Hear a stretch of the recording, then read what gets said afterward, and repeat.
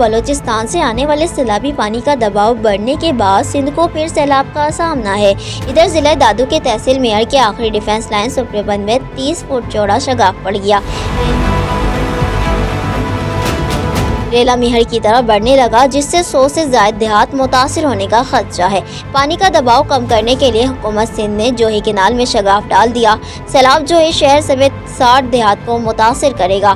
दरियाई सिंध में तोगयानी से जमींदारा बंद टूट गया। कंडियारों के करीब दरियाई सिंध में तोगयानी से जमींदारा बंद टूट गया, जिससे पानी बखेरी में दाखिल हो गया। सांगर के करीब सेम नाले का शगाफ पूर्ण न किया जा सका, जिससे पानी सांगर शहर की जानिब बढ़ने लगा और कई देहात ज़ेरे आप आ गए हैं। इलाके में पाक नेवी का रेस्क्यू ऑपरेशन जारी है।